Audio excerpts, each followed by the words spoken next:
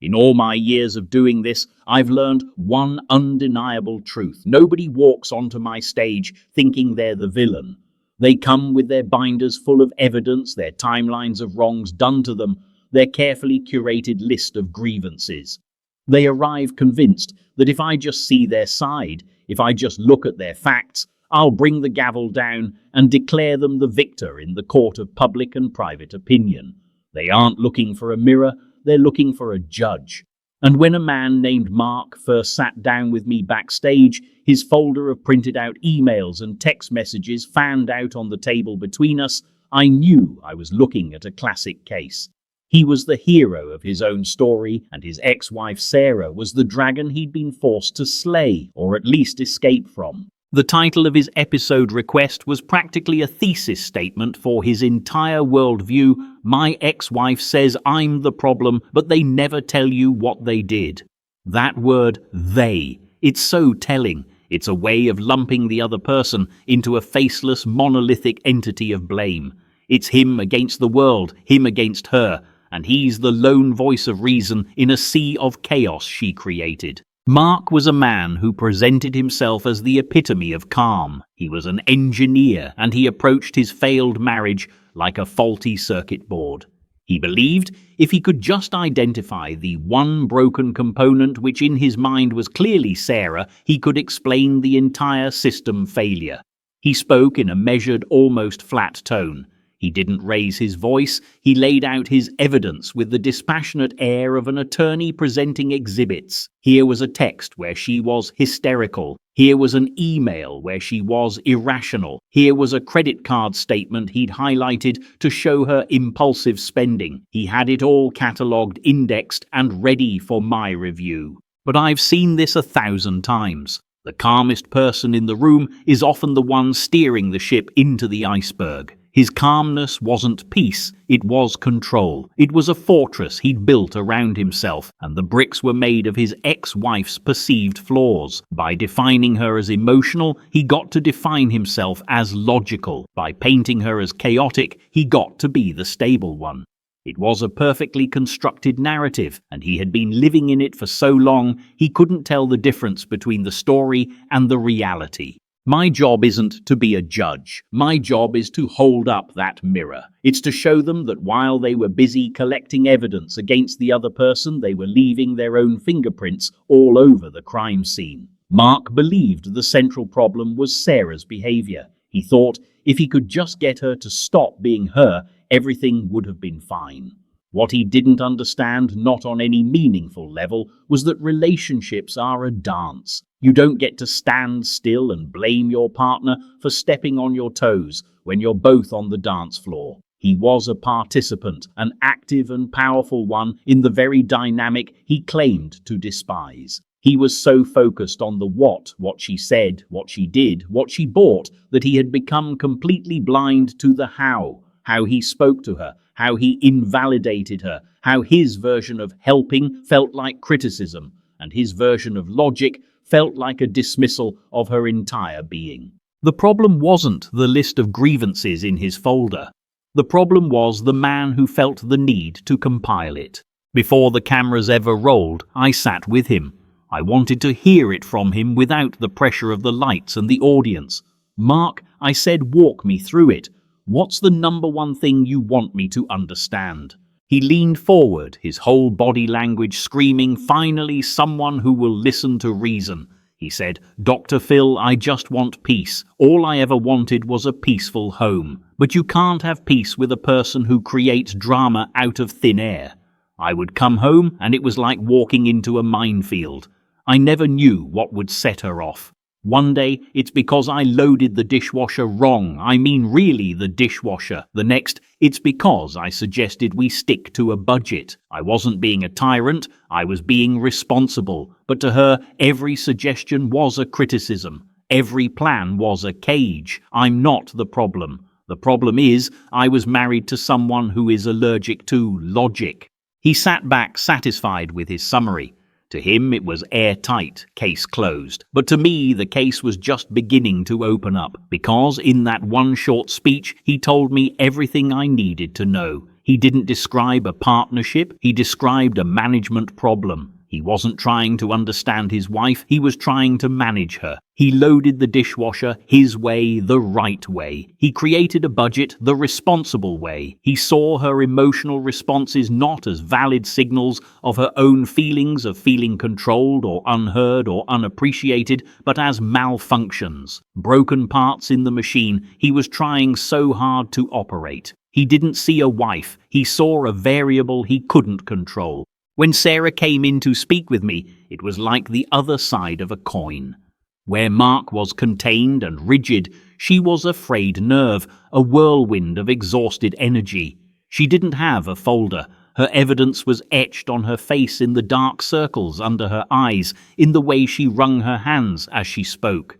She started crying before she even finished her first sentence. Not for dramatic effect, but from a place of deep, profound frustration. "He makes me feel like I'm crazy," she said, the words tumbling out. "He's so calm. He just looks at me like I'm a specimen under a microscope while I'm falling apart. And the worst part is, he's the one chipping away at my sanity piece by piece with his logic." She talked about the dishwasher. It sounded so trivial, and that was the genius of his control. He could always make her feel ridiculous for getting upset about something so small, but it was never about the dishwasher.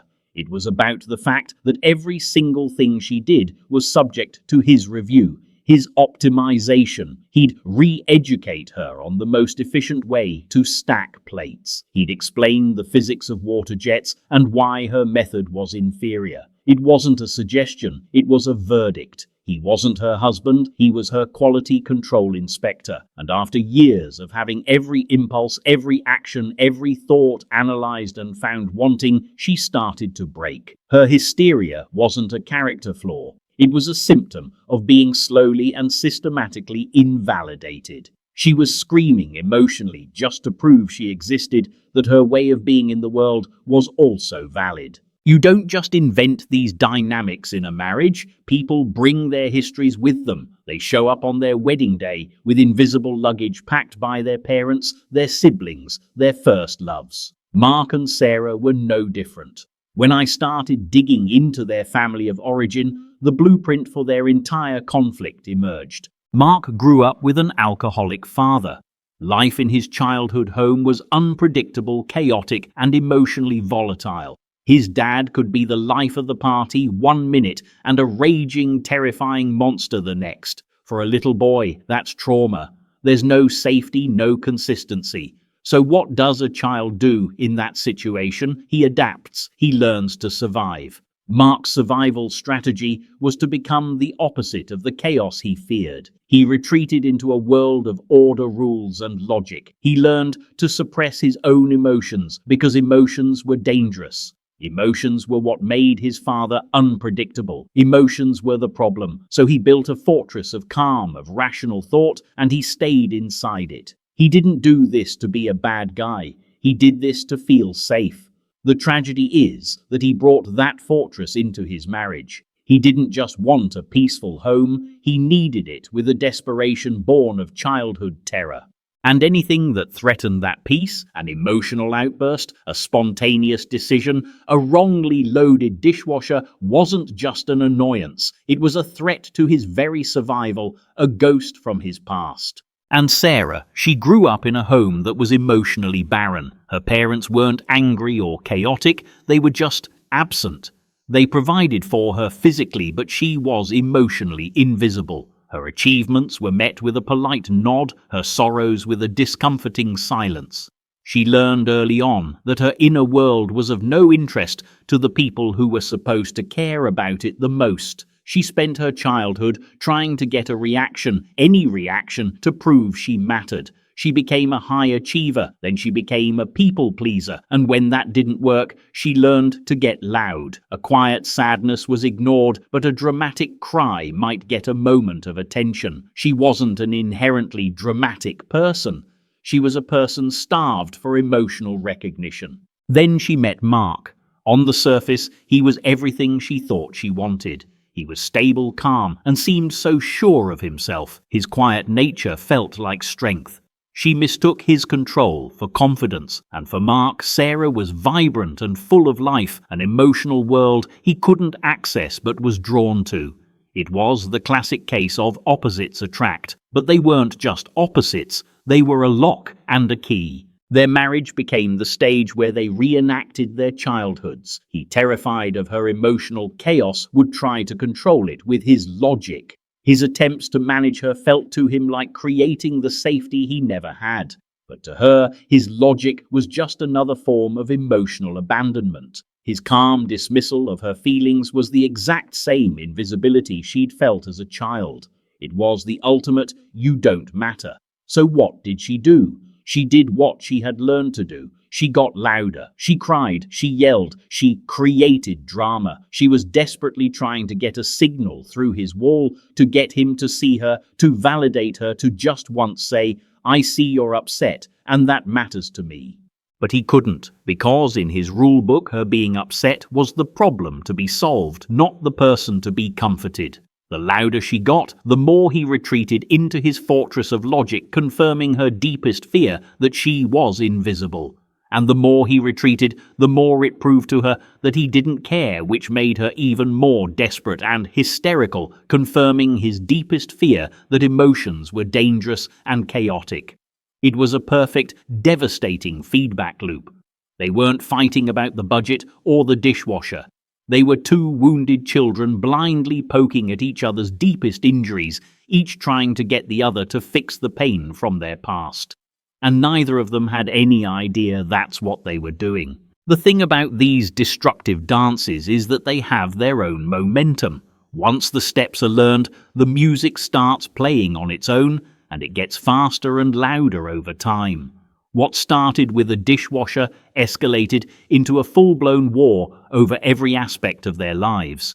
I asked them about money. It was a battlefield. Mark had created a complex series of spreadsheets to track every penny. To him, this was the pinnacle of responsibility, a way to build a secure future. He presented it to Sarah not as a team plan, but as a set of non-negotiable rules. When she'd overspend on something he deemed frivolous, a new dress, a spontaneous lunch with friends, it wasn't a minor budget variance. In his mind, it was an act of profound disrespect, a personal attack on the very safety and order he was trying to build. He wouldn't yell, he would get colder, quieter. He'd pull up the spreadsheet and in his maddeningly calm voice, review the data with her pointing out her failure as if she were a failing employee in a performance review. For Sarah, that money wasn't just money. It was one of the few areas where she could feel a sense of autonomy of freedom. His budget felt like a cage. Her spending wasn't about the things she bought. It was about buying a moment of relief from his constant oversight. So when he'd confront her with his data, it was a confirmation of her powerlessness. She would lash out, call him a controlling miser, accuse him of trying to suck all the joy out of life.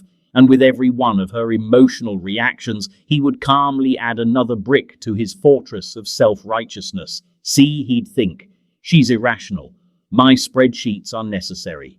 The conflict metastasized. It infected their parenting.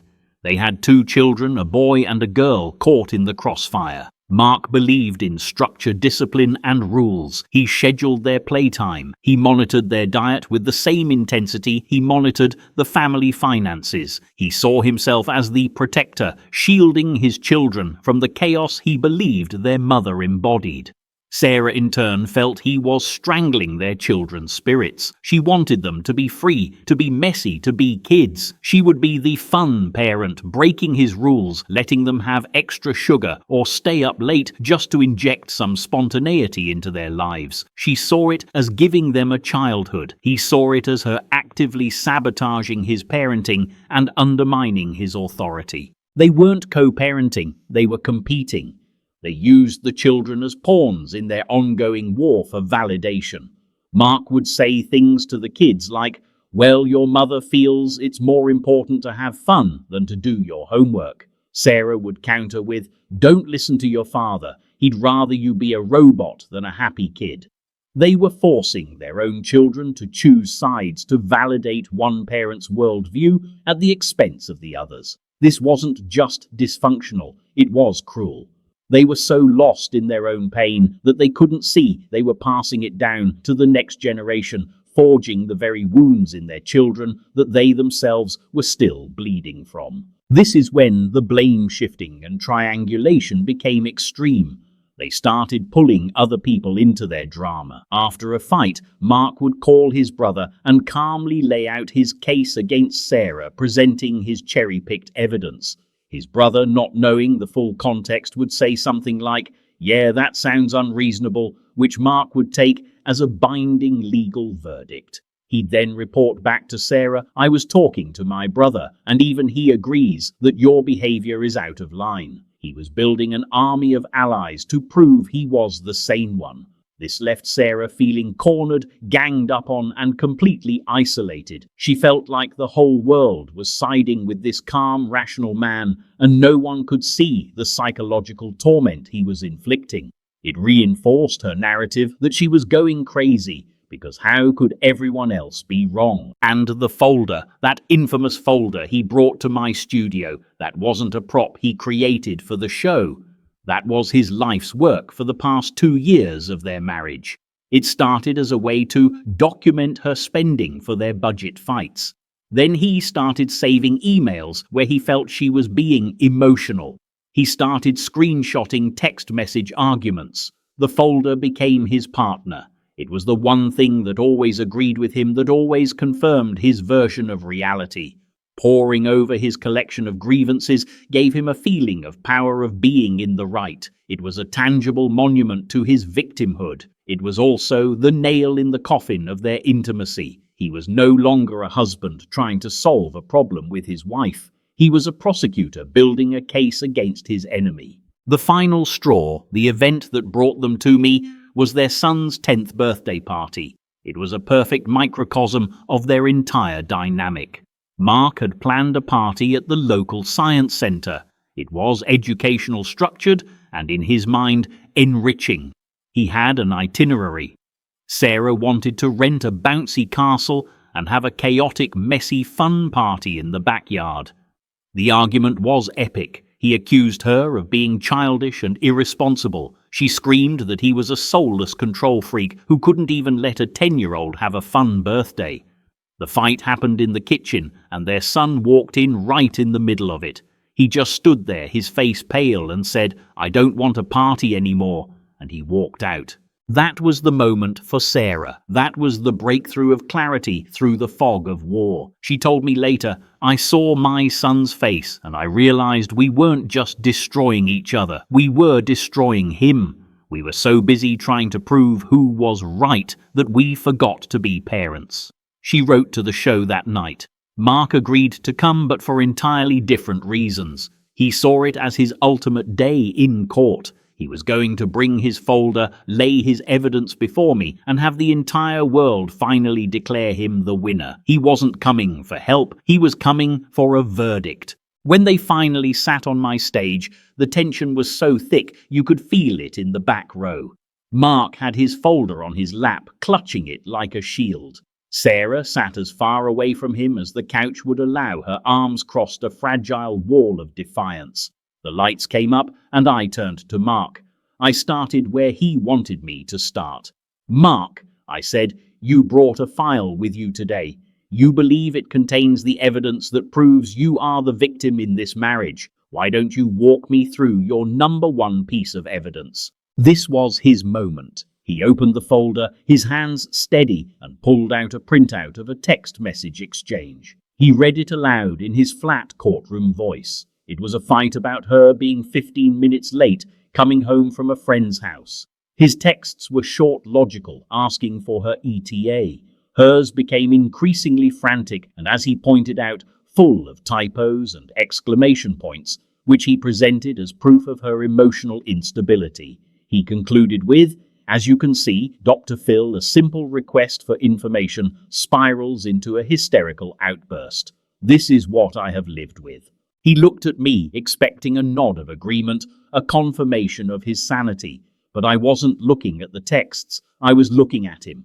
I let the silence hang in the air for a moment. Then I said, "I'm not interested in what the text says, Mark. I'm interested in what it does. What do you get out of saving this? What do you get out of reading it in front of a national audience right now?" He was thrown. That wasn't in his script. He stammered, "Well, it's to show you the pattern, to show you what's really going on." "What's really going on is that you're a collector," I said, leaning forward. "You're a collector of hurts. You curate a museum of your wife's perceived failures. You walk through the halls of this museum every day, looking at the exhibits, reminding yourself why you're the good guy and she's the bad guy. You're not looking for a solution, son. You're polishing your badge of victimhood. Is that folder your evidence, or is it your identity?" The audience was dead quiet. Mark just stared at me, his mouth slightly open. The foundation of his fortress was cracking. I turned to Sarah. "Sarah, he calls you hysterical. Are you—" Tears immediately welled in her eyes. "Yes," she whispered, her voice breaking. "I am. He makes me hysterical. I feel like I'm a crazy person, and the saner he acts, the crazier I feel. I'm screaming on the inside all the time, and sometimes it just comes out. Let me tell you why," I said, turning back to Mark, but speaking to them both. "This isn't a marriage. This is a covert psychological contract. You, Mark, came into this marriage terrified of emotional chaos because of your father. You appointed yourself the CEO of Logic and Order. And you, Sarah, came into this marriage terrified of being emotionally invisible because of your parents. You just wanted to be seen. And you two found each other. Mark, you get to feel safe and superior by managing Sarah's chaos. And Sarah, you get a target for all your unexpressed rage at being ignored. You're both using each other to avoid dealing with your own childhoods. The problem isn't the text messages. The problem is that neither one of you ever really showed up for this marriage. You sent your wounded inner children instead, and you let them fight it out." I picked up his folder. I held it up. "This isn't a record of Sarah's failures, Mark. This is the diary of your fear. Every page you added was a moment you chose to be a prosecutor instead of a partner. It was a moment you chose to retreat into your fortress instead of reaching across the divide to see if your wife was okay. You weren't documenting her irrationality. You were documenting your own cowardice." That word cowardice hit him like a physical blow. He flinched. All his life he had prided himself on being strong, logical, in control. But I was telling him that his greatest strength was actually his greatest weakness, a defense mechanism born of fear. "That's not true," he said, his voice shaking for the first time.